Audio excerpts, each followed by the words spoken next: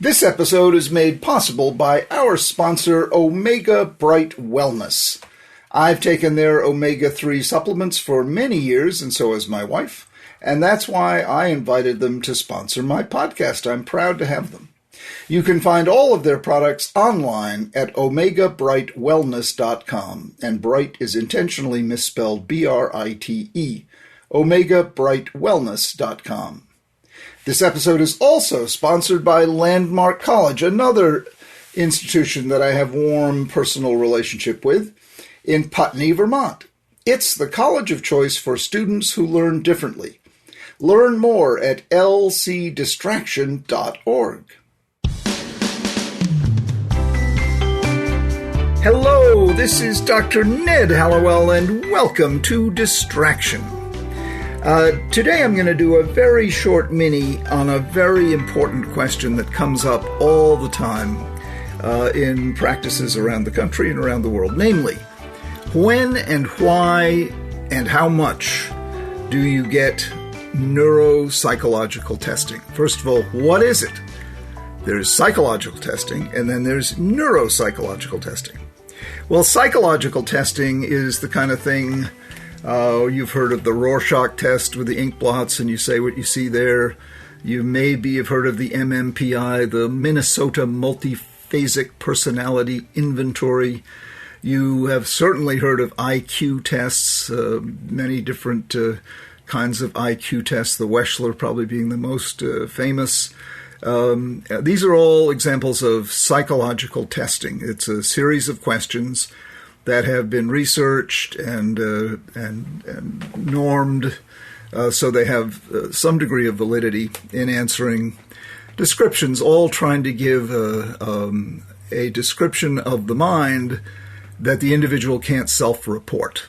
They try to get at parts of yourself that are unconscious or out of memory or simply not part of your everyday self-awareness.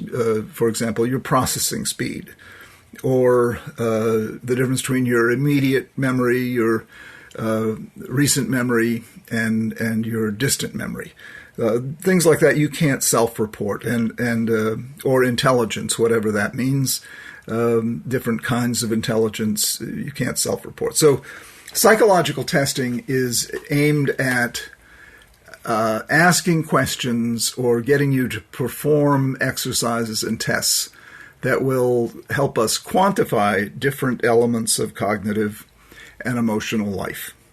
Then neuropsychological testing adds an element of neurology. So this is more, this gets more at things like processing speed, or evidence of past head injury, or deficits in memory, the neurological element. So it's not sort of the Rorschach. Well, the Rorschach can be used that way too, but neuropsychological testing adds in more of the biological exploration to the psychological exploration.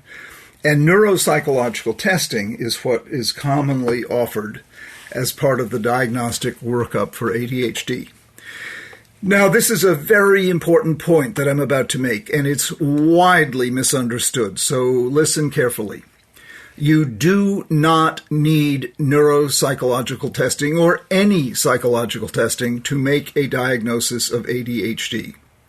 There is no test for ADHD. Many people come to me and say, well, I don't have it, I was tested, and I don't have it. There is no test that can tell you whether you have it or you don't have it. Really important point. The closest thing we have to a definitive test for ADHD is your history, the story of your life, beginning when you were born. And, the diagnostic criteria are laid out in the DSM-5 in 2 sets of 9 symptoms. And if you have 6 out of 9 on one or both set, then you, by definition, have the diagnosis. So the process of reaching a diagnosis rests primarily on asking you questions about your childhood and your immediate life and comparing them to the criteria as set out in the diagnostic manual. That's it.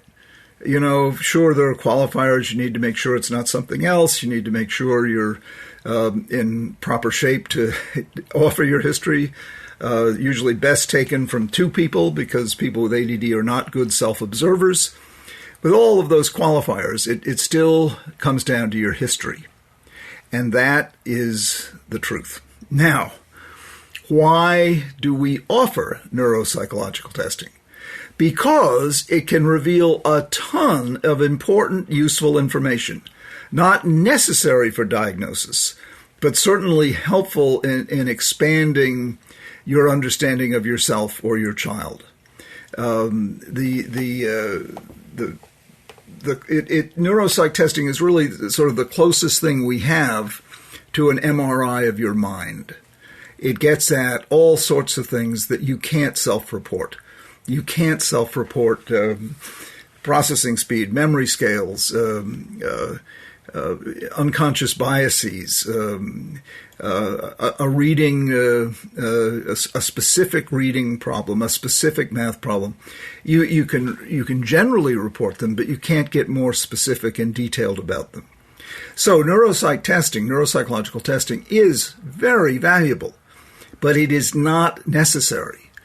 And this becomes important because it is expensive. And, depending on what city you're in the ballpark of $5,000. Now, if insurance doesn't cover it, and some insurance policies will, some won't, then you have to think long and hard before you want to plunk down $5,000. Now, if money is no object to you, please get it. It's worth it. It's always nice to have. But if you have to decide between spending the $5,000 on neuropsych testing or spending the $5,000 on follow-up treatment, coaching, tutoring, additional services, by all means spend it on the additional services, the coaching and the tutoring, not on neuropsych testing. It's a wonderful thing to have if you can afford it, but it's not necessary. You do not have to have it in order to make this diagnosis, nor is it definitive. And if the history, for example, says, yes, this is ADHD, but the neuropsych testing says, no, it is not ADHD, believe the history. Because neuropsych testing is notorious for producing false negatives. That's because the combination of structure, motivation, and novelty creates focus, essentially treats ADHD. For example, a video game full of novelty, full of structure, and you're motivated, you want to win the game. So you focus. Kids with ADHD can focus for hours on a video game. Well, neuropsych testing includes the same three elements. It's done one-on-one. Nothing could be more structured. It's full of puzzles and games, novelty. And there's a natural motivator because you want to beat the test, And that's why a lot of kids and adults who have ADHD on the testing look as if they don't, because the test itself treats the condition it's trying to diagnose. That's a quick summary of neuropsych testing, when to get it, why to get it, and I think the most important point for you to understand is it's a wonderful thing to have if you can afford it. It's expensive, but it is not necessary in order to make the diagnosis in a child or in an adult. Well, that's it for me for this mini episode of Distraction. Thanks to our sponsor, Omega Bright Wellness. Save 20% on your first order at omegabrightwellness.com with the promo code podcast2020. And please reach out to us with your questions and comments by emailing connect@distractionpodcast.com. And if you're on TikTok, you can find me there with the username @DrHallowell. I've posted lots of videos about common ADHD issues, each one only 60 seconds. Take a look and let me know what you think. Distraction is created by Sounds Great Media. Our recording engineer and editor is the wonderful Scott Persson, and our producer is the also wonderful Sarah Guertin. I'm Dr. Ned Hallowell. Until next time, when I will still be Dr. Ned Hallowell.